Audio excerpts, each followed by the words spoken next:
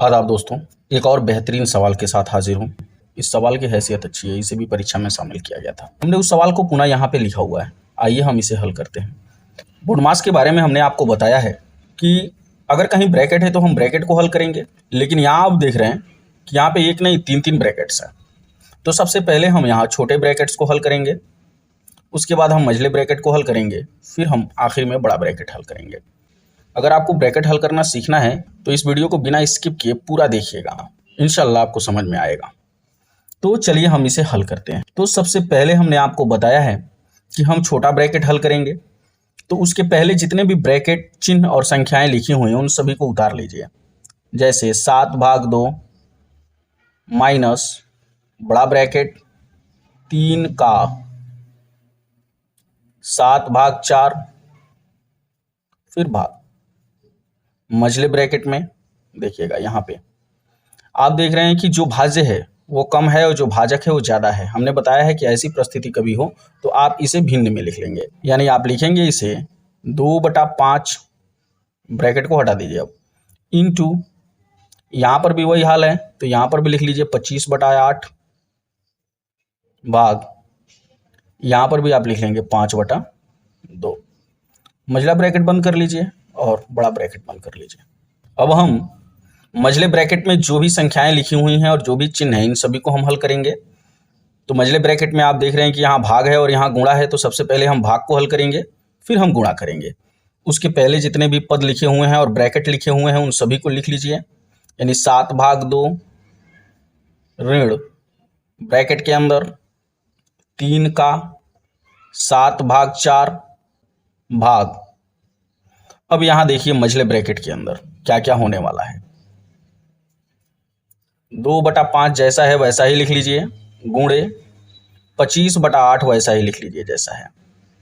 देखिए यहाँ भाग है, भाग को हम गुणे में बदल देंगे और यह भिन्न जो है 5/2 यह पलट जाएगी, यानी यह हो जाएगा 2/5।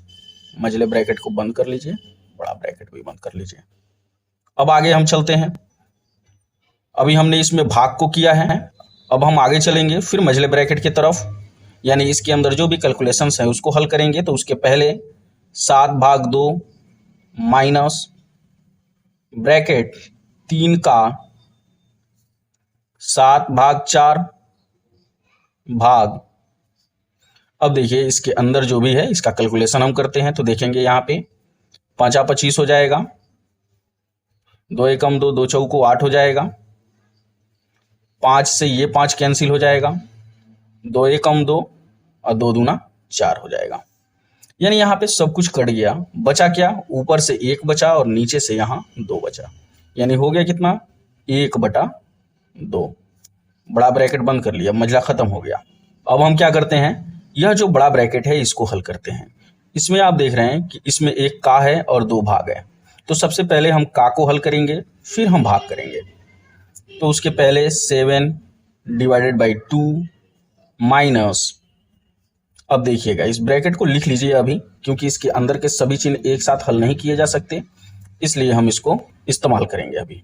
तो हमें ये का हल करना है, तो हम 7 का गुणा 3 में करेंगे, 7 त्रिका 21 हो जाएगा, भाग 4 भाग 1/2। ब्रैकेट को बंद कर लीजिए। फिर हम आगे चलते हैं, इसी ब्रैकेट को अभी हल करना है। तो 7/2 ऋण ब्रैकेट के अंदर 21/4 लिख लीजिए इसका, भाग 1/2। ब्रैकेट को बंद कर लीजिए। फिर आगे लिखते हैं हम 7/2 माइनस, अब देखिए इसके ब्रैकेट के अंदर ही हम इसे हल करेंगे, यानी 21/4, भाग को गुणे में बदलेंगे और भिन्न को पलट देंगे, यानी 2/1 हो जाएगा। ब्रैकेट को बंद कर लीजिए, यानी यह हो जाएगा 2 एकम 2, 2 दूना 4 बराबर।